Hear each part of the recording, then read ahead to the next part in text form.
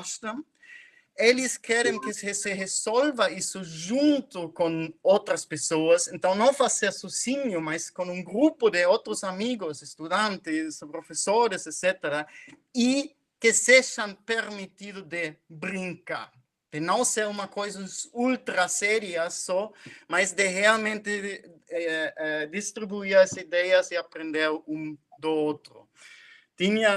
Bom, eu tinha a sorte de estar lá por 1 ano e meio, que é uma fase curta, e passam pelo esse laboratório centenas ou milhares de pesquisadores de todo o mundo, pós-doutorandos, etc. Mas quem realmente são brilhantes são esses estudantes.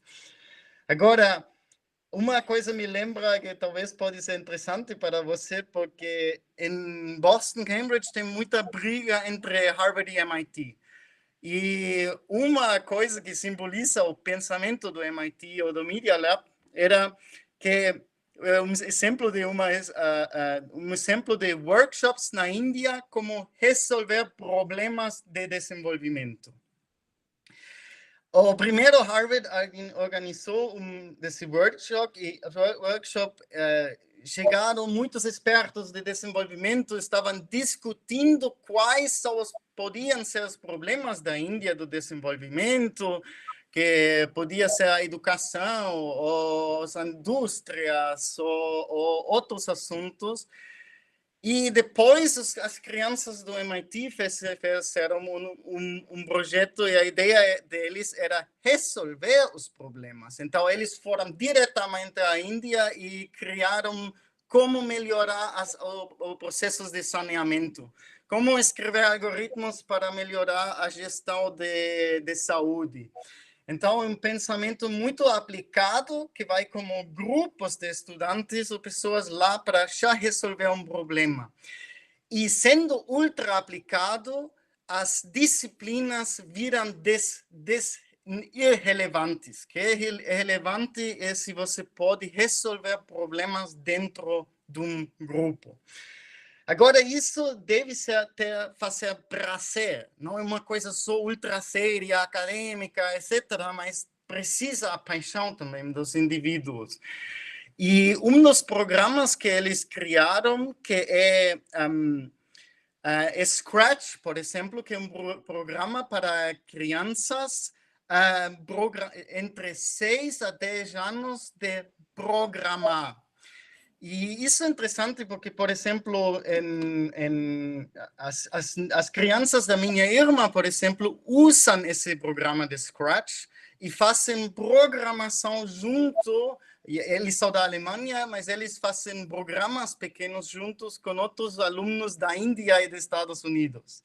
E as crianças da minha irmã adoram, porque estão interagindo com outras crianças de outro mundo, resolvendo problemas junto.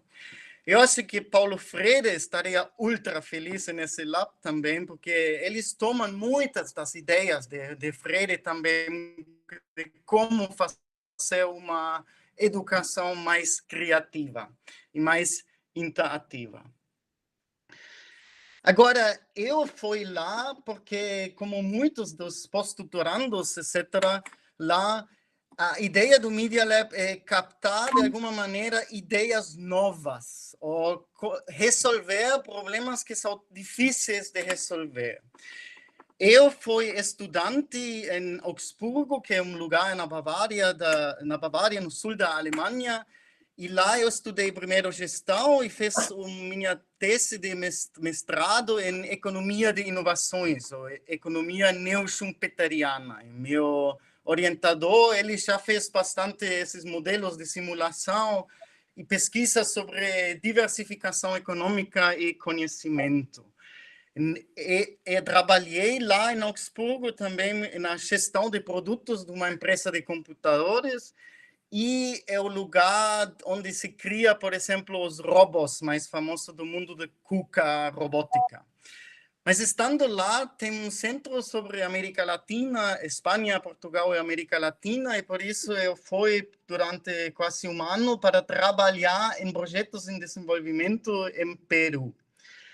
E na volta, assim, para Augsburgo, eu fui a essas aulas de economia e, honestamente, os enfoques normais de micro e macro não me ajudaram nada de saber como promover o desenvolvimento econômico e entender essa diferença gigantesca de desenvolvimento entre meu lugar de Augsburgo e Peru. Então, por isso eu fui para Madrid estudar sobre desenvolvimento econômico, tinha muitas aulas sobre estruturalismo e fiz mais tarde uma tese doutoral em economia de inovações, onde queria ver que são as relações entre complexidade econômica e desenvolvimento humano. E a ideia principal era que as pessoas, se você nasce em Peru, imagina duas pessoas que são igual inteligentes, não tem diferenças nas capacidades básicas que elas têm, mas tem uma diferença gigantesca se essa pessoa nasce nesse lugar em Peru que não tinha eletricidade, só 1 hora por dia, ou se nasce numa cidade como Augsburgo. Então, esse entorno econômico determina muito o desenvolvimento humano e as oportunidades que os indivíduos têm. Então, eu comecei a analisar isso, fiz já um livro sobre isso, escrevi alguns artigos, mas assim, quase naturalmente, apliquei para esse Media Lab, porque lá justo eles tinham esse grupo de complexidade econômica e a ideia do Media Lab é promover o desenvolvimento humano do mundo inteiro, basicamente. A interdisciplinaridade de lá e o time que tinha lá, que podia trabalhar com pessoas de ciência de computação, de física, de arte também, me permitia de realizar estudos melhores dessa maneira interdisciplinária. E um estudo que fizemos mostra que a complexidade econômica condiciona o nível de desigualdade de um país. O que a gente vê que tem quase nenhum país no mundo que está muito diversificada e faz produtos complexos que tem um alto nível de desigualdade. Em contraste, que todos os países que são muito dependentes de poucos recursos naturais, eles tendem a ter níveis de desigualdades muito altas. E quais são as razões disso? Bom, para criar esses produtos complexos, essas inovações, como o Media Lab mesmo faz também, ou as economias mais avançadas, você precisa muita mão de obra muito qualificada e especializada. Além disso, precisa instituições inclusivas que permitam essas pessoas interagir, trocar conhecimento, etc., para criar esses novos produtos. Então, isso leva tipicamente que você tem que pagar esses trabalhadores qualificados mais dinheiro também. Além disso, se você tem uma economia muito diversificada e com muitos produtos sofisticados, você vai criar mais oportunidades de trabalho também, porque as pessoas podem mudar a outro setor. Ao final, dá também um poder de negociação de salários, porque já que uma economia complexa está baseada em system bytes, então na rede que você tem várias pessoas que trabalham junto para criar esses produtos complexos, você precisa de todas essas pessoas e essa rede entre as pessoas especializadas. E isso dá bastante poder para eles nos sindicatos de alcançar salários melhores. Finalmente, as economias que são muito baseadas em uma riqueza natural, que seja ouro, diamantes, petróleos, eles muitas vezes têm um comportamento de rent-seeking, que os políticos querem captar essa riqueza que vem dos recursos naturais, que cria também instituições que são bastante difíceis. Uma coisa que fizemos lá no Media Lab e talvez ajuda para você entender esse índice de complexidade econômica melhor, de onde vem isso, que é a lógica atrás para criar um índice aqui. Isso está muito baseado na medição de diversidade. E trabalhei, por exemplo, três meses com um professor bastante famoso na área de sustentabilidade, na Science Policy Research Unit de Sussex, na Inglaterra, e ele fez uma classificação interessante que é diversidade. Para ele distingue entre variedade, disparidade e balança.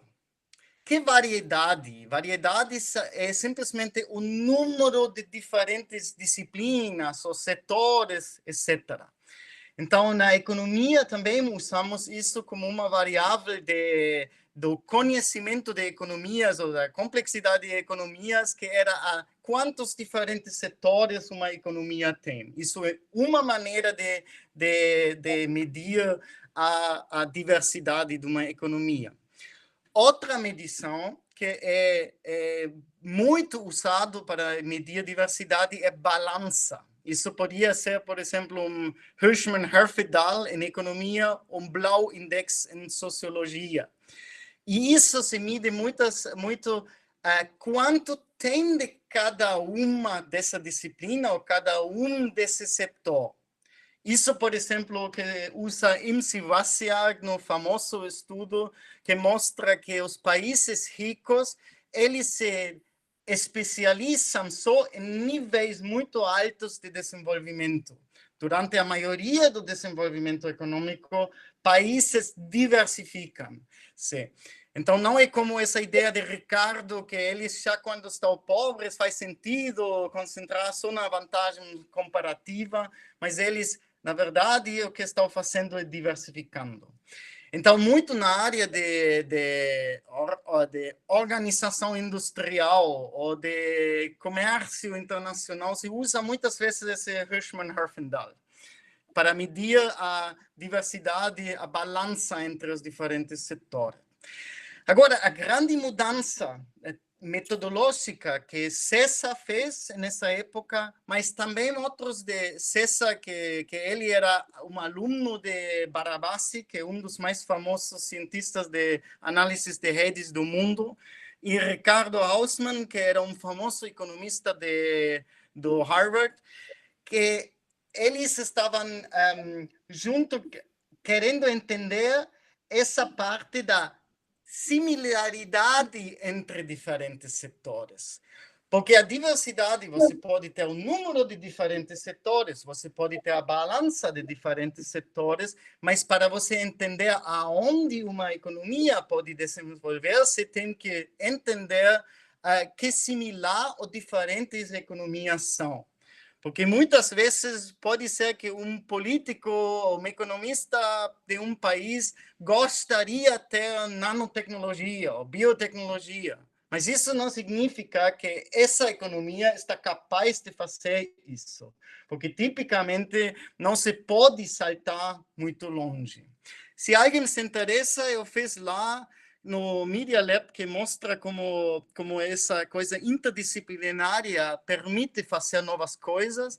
Com esse conhecimento que levei de economia evolucionária e de sustentabilidade de Andrew Sterling, que era um dos diretores de desarmamento de Greenpeace, por exemplo, mas com esse conhecimento qualitativo, podia fazer com cientistas de computação que criamos um pacote R para calcular diferentes medições de diversidades. Isso foi aplicado para ciências sociais, mas também, por exemplo, para análises de chikungunya aqui no Brasil. O índice de complexidade econômico, ele introduz um outro elemento, e esse outro elemento é qualidade. E isso era a inovação mais grande desse índice de complexidade, porque não mide só quantos diferentes setores tem, não mide só a balança. ele mide também até que ponto outros países estão capazes de fazer um certo tipo de produto ou não. Então, fazem os países algo que poucos outros países estão capazes de fazer ou fazem que todo mundo está capaz de fazer.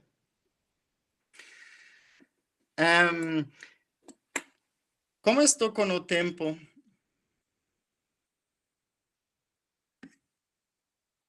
Olá? Vocês estão aqui ainda? 8h55 agora, professor. Tá bom. Então, eu vou seguir aqui. Então, uma coisa que criamos também é como esse laboratório também estamos desenhando muito. Eu disse ao início que um dos melhores labs, ou o melhor lab do planeta na área de desenho. Então, a gente, na verdade, desenhamos muitos em papéis e entender como criar novos indicadores. Eu lembro uma aula no MIT também que nós sentamos que tem esses cursos de capacitação, eles fazem cursos de visualização de ciência, que era com outras pessoas, professores de biologia, estudantes de música e de várias disciplinas, e sentar-se junto para resolver num papel, rascunhando, tentando criar novas soluções. E uma coisa que estava com César, que estava um trem em direção a Nova York, que estávamos pensando como podemos visualizar esse problema melhor, que estava aqui mostrando que tem lá em Augsburgo, tem esses robôs e essa economia mais avançada, e no outro tem esses produtos mais simples, rurais, por exemplo, como em Peru. E a gente estava pensando, olha, vamos comparar o índice de desigualdade do Gini, o índice mais famoso de desigualdade, e ver quais são os níveis de desigualdade de diferentes países. E assim comparamos os países que fazem cacau com os países que fazem carros, por exemplo. E que notamos, assim, tomando os dados e vendo que aparece, que tem uma correlação muito forte, que quase todos os países para quem cacau é um produto muito importante, têm muito elevados níveis de desigualdade. Agora, os países que fazem carros têm um nível de desigualdade muito menor. Então, quantificamos isso para centenas de diferentes produtos e com isso podíamos entender como é a distribuição de desigualdade nesse espaço produto. O professor Wagner mencionou que ele já introduziu esse espaço-produto, mas vou repetir brevemente. Nessa rede, cada um desses nodos é um de 774 diferentes produtos. E eles têm um vínculo se têm umas capacidades produtivas similares. Eu acho que a maneira de medir que César inventou era absolutamente brilhante, porque era uma solução muito simples como criar essa mapa de conhecimento da similaridade ou diferenças entre diferentes tipos de produtos. O que eles estavam medindo é quantas vezes países coexportam os mesmos produtos. E eles encontraram que, por exemplo, a maioria dos países que exporta peixe, exporta também conservas de peixe. Agora, os países que exportam carros, muitas vezes exportam também caminhões. Então, com essa ideia muito simples, se deixa criar uma rede bastante complexa que dá um mapa para entender como produtos são vinculados e como é difícil ou mais fácil de saltar de uma parte desse espaço-produto para outra parte. Agora, queria voltar para isso, como era a minha ideia de conectar o Media Lab com complexidade econômica. de explicar o que fizemos lá. Então, eu estava lá semanas quase sentado com um amigo que é um físico e fotógrafo. Estávamos pintando quais são as cores melhores, como podemos visualizar isso melhor. Então, lá nesse laboratório, muitas vezes eles querem trabalhar com a mão, de sujar a mão e criar tools também que você pode usar. Que conecta bastante com a ideia de Bauhaus da Alemanha, porque Bauhaus era uma revolução também na arquitetura. E a ideia base de Bauhaus era que antes de Bauhaus, a arquitetura era algo muito elitista. Então, era uma pessoa intelectual pintando algo muito lindo. E a ideia do Bauhaus era uma revolução social, como criar casas para as massas de pessoas, aumentar o bem-estar social.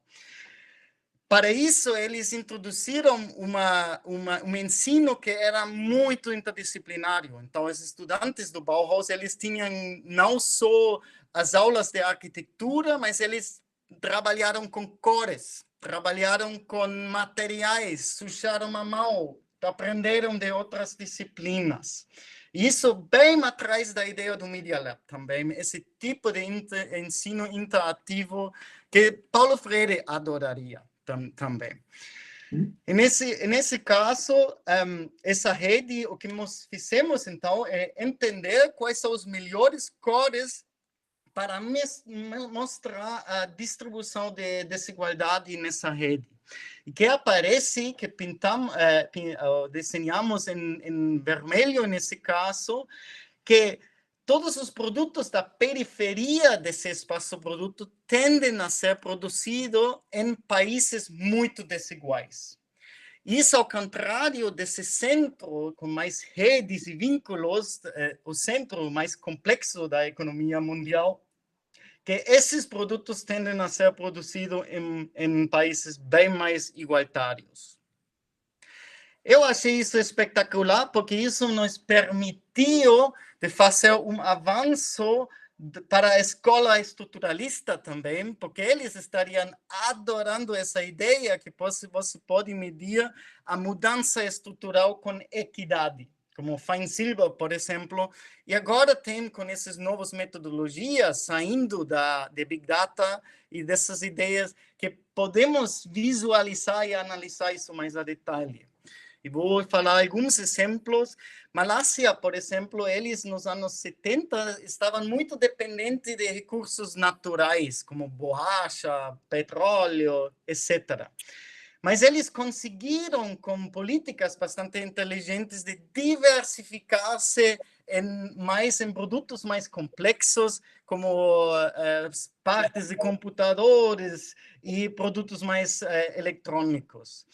E nessa fase, o nível de desigualdade reduziu. Isso contrário à dinâmica evolucionária de Noruega, que era historicamente uma economia bastante diversificada, mas eles encontraram petróleo em algum momento, a economia se faz cada vez mais dependente de petróleo e o nível de desigualdade aumenta bastante.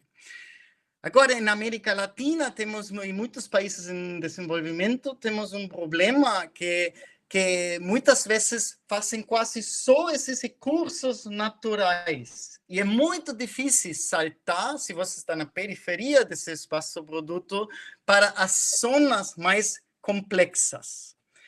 Porque você tipicamente precisa das capacidades relacionadas para fazer esses saltos. Em um outro estudo, mostramos também que são como 93% dos saltos em novos produtos que vai a áreas diretamente perto nesse espaço-produto. São pouquíssimos que saltam mais longe. Em um estudo para o Banco Mundial, fizemos uma análise para Paraguai, por exemplo, de entender que são as possibilidades de diversificação desse país. E como muitas economias em desenvolvimento, justo sofre dessa armadilha de desenvolvimento, que vem dessa dependência em recursos naturais que tem uma baixa complexidade. Então, Paraguai, similar como Mato Grosso, vários outros estados do Brasil também, tem sobretudo produtos na periferia desse espaço-produto.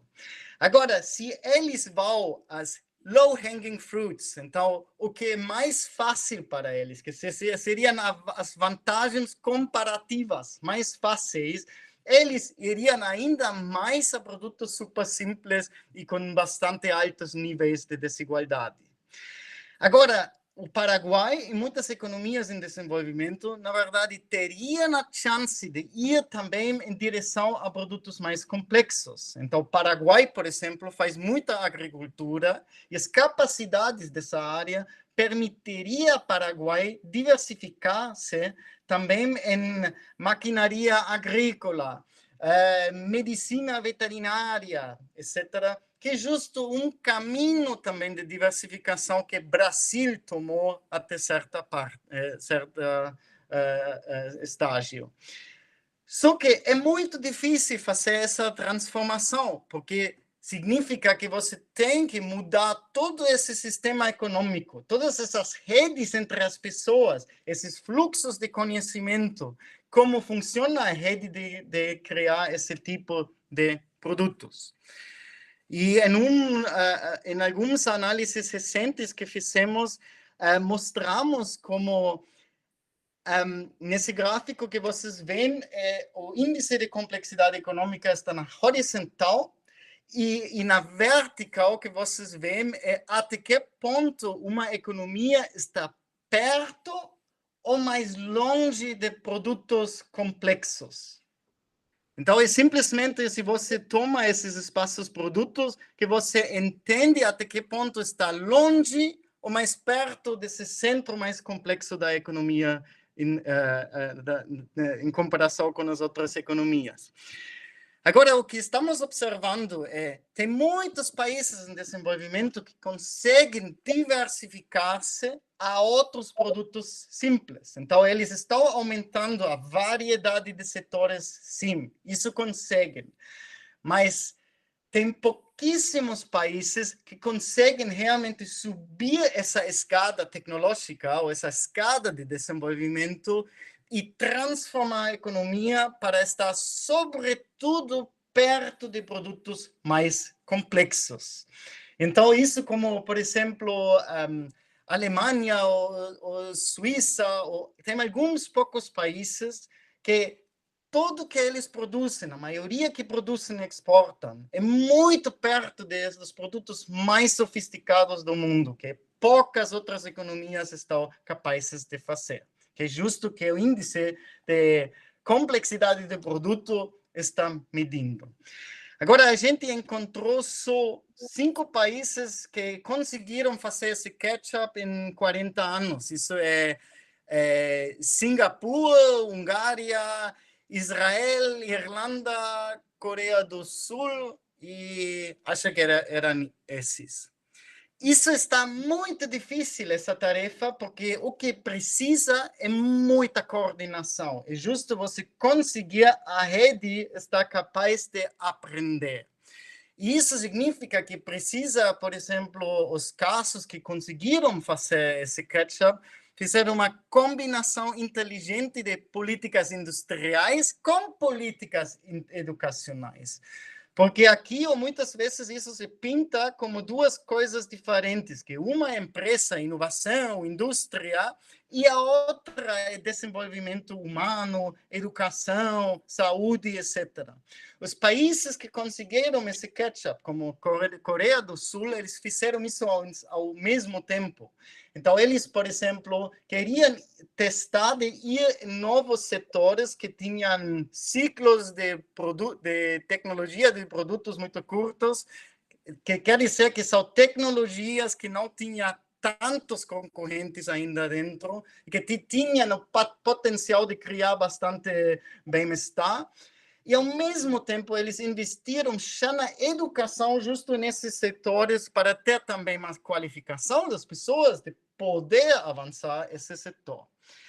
também os casos que muitas vezes na América Latina, na disciplina de economia de desenvolvimento, essa briga entre desenvolvimento endógeno local dentro do país e o desenvolvimento mais internacional de livre mercado, etc.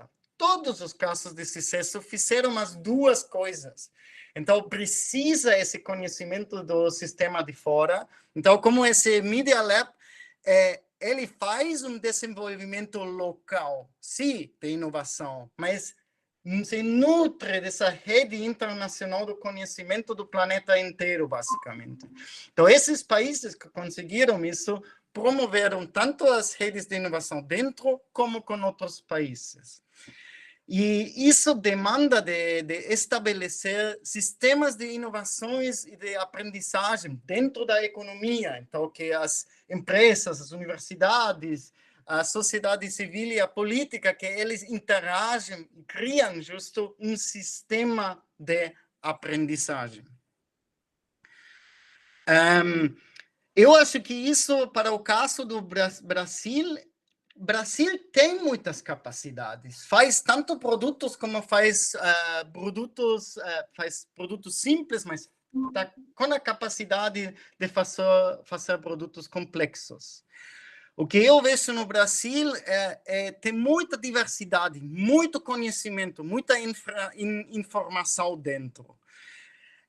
Mas está muito fragmentado. Então tem uma diversidade que não aprende suficiente um do outro.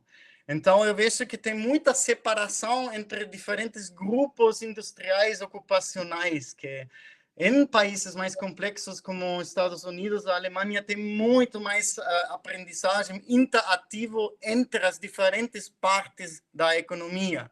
Então, como nesse caso do Media Lab, o Media Lab está em Boston, em Cambridge.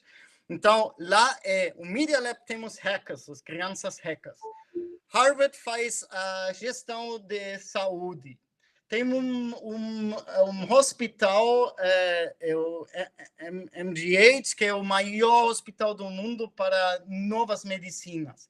E eles se conectam e aprendem realmente um do outro. Ou em Munique, por exemplo, tem uma relação entre a universidade, que engenharia se conecta muito com a área de máquinas de medicina, por exemplo. Então, falta muito criar esses vínculos dentro do Brasil. Agora, eu não acho que o Brasil, a limitação não é tanto capital humano, essas capacidades básicas. Tem pesquisadores excelentes, alunos excelentes, tem startups muito bons. O que muitas vezes falta é mais bem uma coordenação entre esses atores, para eles formar um time para aproveitar melhor essa diversidade de conhecimento. Então, mais ou menos, na minha opinião, um problema de cada jogador, mas como criar esse time para criar essa economia mais complexa e inclusiva. Desculpa, acho que falei demais. Não tem nada que se desculpar, professor Dominique, nós é que temos que agradecer e também perguntar a você se você ainda tem disposição para a gente fazer algumas perguntas e você Sim, responder. claro.